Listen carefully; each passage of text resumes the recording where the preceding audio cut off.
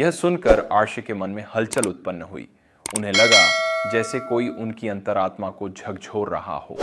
उन्होंने पहली बार अपने भीतर झांकने का प्रयास किया। स्त्री ने आगे कहा, सच्चा ज्ञान वह है जो व्यक्ति को विनम्र बनाता है, जो उसे दूसरों के प्रति सहानुभूति और सम्मान सिखाता है। यदि ज्ञान से अहंकार उत्पन्न हो तो वह ज्ञान नहीं, केवल जानकारी मात्र है। अब अर्शी के मन का अहंकार धीरे धीरे टूटने लगा। उन्होंने समझ लिया कि वे अब तक जिस बात पर गर्व कर रहे थे वह अधूरी थी। वे उस स्त्री के चरणों में झुक गए और बोले, हे देवी, आप कोई साधारण स्त्री नहीं हैं। कृपया अपना वास्तविक स्वरूप प्रकट करें और मुझे क्षमा करें। तभी वह स्त्री रूप धीरे धीरे दिव्य प्रकाश में परिवर्तित होने लगा। चारों ओर उज्ज्वल आभा फैल गई और उसी प्रकाश के मध्य देवी सरस्वती अपने वास्तविक रूप में प्रकट हुई। उनकी वीणा से मधुर ध्वनि निकल रही थी और उनके मुख पर करुणा और शांति का भाव था। अर्शी यह दिव्य रूप देखकर स्तब्ध रह गए। उन्होंने तुरंत उनके चरणों में गिरकर क्षमा याचना की। देवी सरस्वती ने उन्हें उठाया और स्नेहपूर्वक कहा, हे ऋषवर, तुम्हारा ज्ञान अत्यंत मूल्यवान है, किंतु उसे पूर्णता तभी मिलेगी जब उसमें विनम्रता और करुणा का समावेश होगा। ऋषि ने सिर झुकाकर कहा, हे माता, अब मैं समझ गया हूं कि सच्चा ज्ञान क्या होता है। मैं वचन देता हूं कि अब मैं अपने ज्ञान का उपयोग केवल लोक कल्याण के लिए करूंगा और कभी भी अहंकार को अपने ऊपर हावी नहीं होने दूंगा। देवी सरस्वती ने उन्हें आशीर्वाद दिया और कहा कि जो व्यक्ति सच्चे हृदय से ज्ञान की साधना करता है और उसे सही मार्ग पर उपयोग करता है, वही वास्तव में ज्ञानी कहलाने योग्य होता है। इस घटना के बाद उस आर्ष का व्यवहार पूर्ण रूप से बदल गया। वे और भी अधिक विनम्र और करुणामय हो गए। उनके शिष्य भी इस परिवर्तन को देखकर प्रेरित हुए और उन्होंने भी ज्ञान के साथ साथ सद्गुणों को अपनाना शुरू किया। धीरे धीरे यह संदेश पूरे समाज में फैल गया कि ज्ञान का वास्तविक उद्देश्य केवल स्वयं को श्रेष्ठ सिद्ध करना नहीं, बल्कि दूसरों का मार्गदर्शन करना और समाज का कल्याण करना है।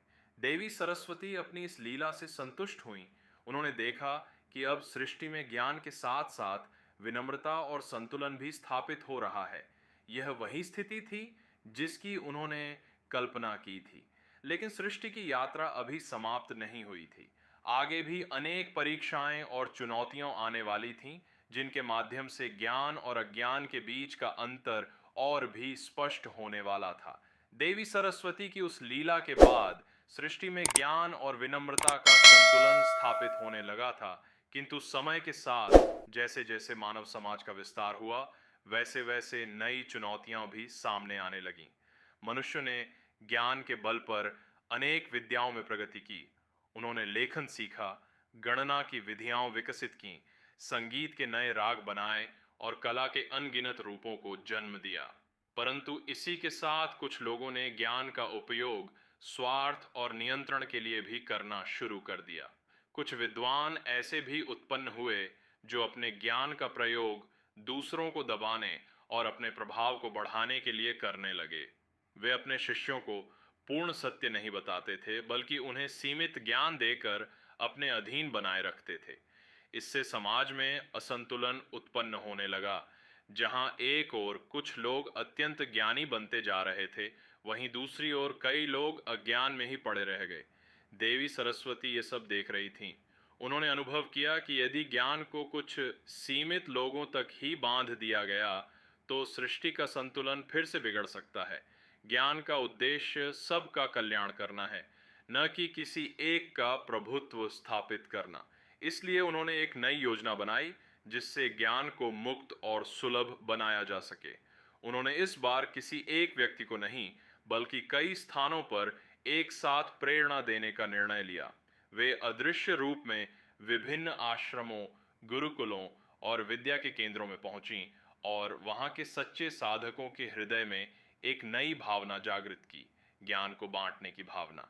धीरे धीरे कुछ आर्ष और आचार्य ऐसे उभर कर सामने आए जिन्होंने यह निश्चय किया कि वे अपने ज्ञान को केवल अपने तक सीमित नहीं रखेंगे, वे इसे सबके साथ साझा करेंगे ताकि हर व्यक्ति अपने जीवन को बेहतर बना सके। उन्होंने खुले रूप से शिक्षा देना प्रारंभ किया और अपने शिष्यों को भी यही सिखाया कि ज्ञान को छिपाना नहीं बल्कि बांटना चाहिए। इसी समय देवी सरस्वती ने मनुष्य के भीतर लेखन की शक्ति को और प्रबल किया। उन्होंने उन्हें अक्षरों का महत्व समझाया और भाषा को एक स्थायी रूप देने की प्रेरणा दी। इससे पहले तक ज्ञान मुख्यतः श्रुति और स्मृति के माध्यम से चलता था, लेकिन अब उसे लिखित रूप में सुरक्षित किया जाने लगा। वेदों, उपनिषदों, शास्त्रों और अनेक ग्रंथों की रचना इसी प्रेरणा का परिणाम थी। ये केवल शब्दों का संग्रह नहीं था, बल्कि पीढ़ियों के अनुभव, ज्ञान और समझ का संचित रूप था। इससे ज्ञान को संरक्षित करना और उसे आगे पहुंचाना आसान हो गया, लेकिन हर परिवर्तन के साथ एक परीक्षा भी आती है। जैसे जैसे ज्ञान का विस्तार हुआ, वैसे वैसे कुछ लोग उसे गलत तरीके से समझने और प्रस्तुत करने लगे।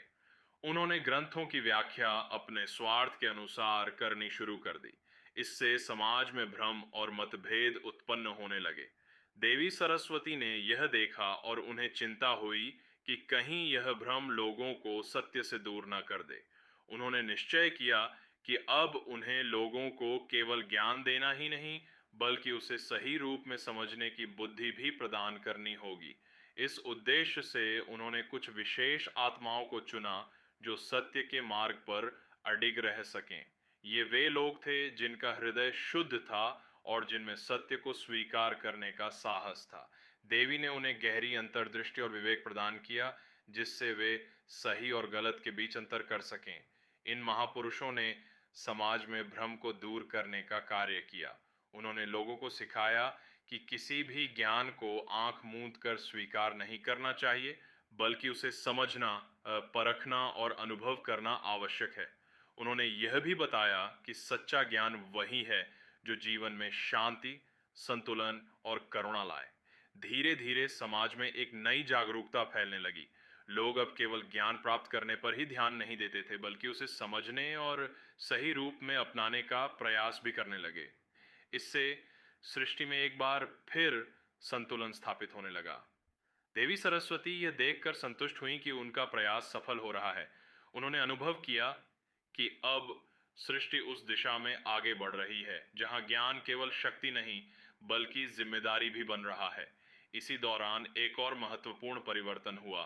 मनुष्य ने प्रकृति के साथ अपने संबंध को समझना शुरू किया। उन्होंने यह जाना कि सच्चा ज्ञान केवल पुस्तकों में ही नहीं, बल्कि प्रकृति के हर कण में छिपा हुआ है। वृक्षों की हरियाली में, नदियों की धारा में, आकाश की विशालता में। यह समझ उनके भीतर एक नई विनम्रता लेकर आई। अब वे स्वयं को प्रकृति से अलग नहीं, बल्कि उसका एक हिस्सा मानने लगे। यह परिवर्तन भी देवी सरस्वती की प्रेरणा का ही परिणाम था, क्योंकि वे चाहती थीं कि ज्ञान मनुष्य को प्रकृति के करीब लाए, न कि उससे दूर करे।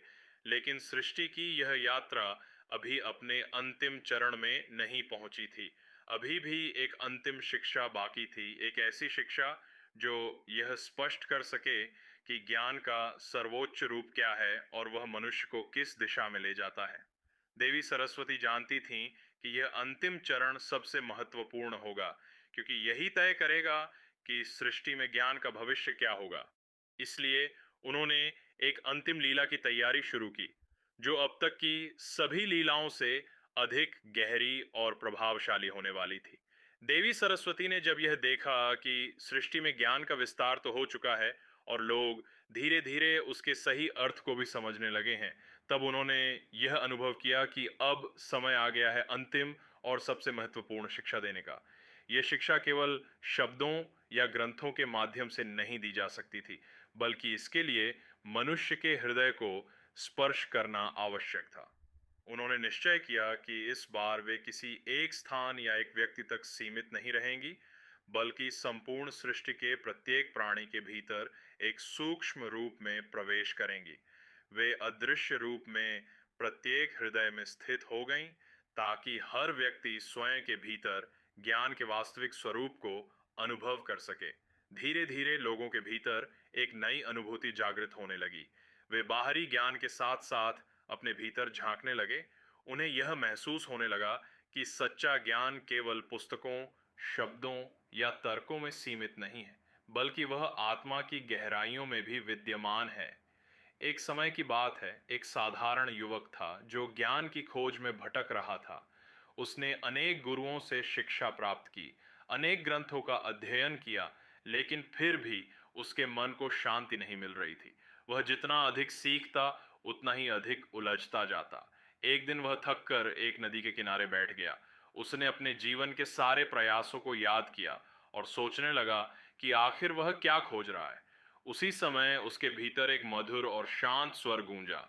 वह स्वर किसी बाहरी व्यक्ति का नहीं था, बल्कि उसके अपने अंतर्मन से आ रहा था। उस स्वर ने कहा, जिस ज्ञान को तुम बाहर खोज रहे हो वह तुम्हारे भीतर ही विद्यमान है। बाहरी ज्ञान केवल मार्ग दिखाता है, लेकिन सच्चा ज्ञान तब प्राप्त होता है जब तुम स्वयं को समझते हो। युवक ने अपनी आंखें बंद की और उस स्वर को ध्यान से सुनने लगा। धीरे धीरे उसका मन शांत होने लगा। उसके भीतर की सारी उलझनें जैसे मिटने लगीं। उसे पहली बार यह अनुभव हुआ कि ज्ञान का अर्थ केवल जानकारी एकत्र करना नहीं, बल्कि स्वयं के अस्तित्व को समझना है। यह वही अंतिम शिक्षा थी जो देवी सरस्वती संपूर्ण सृष्टि को देना चाहती थी। उन्होंने ये स्पष्ट कर दिया कि ज्ञान का सर्वोच्च रूप आत्मज्ञान है, वह ज्ञान जो व्यक्ति को अपने वास्तविक स्वरूप से परिचित कराता है। जैसे जैसे यह समझ लोगों में फैलने लगी, सृष्टि में एक गहरा परिवर्तन आने लगा।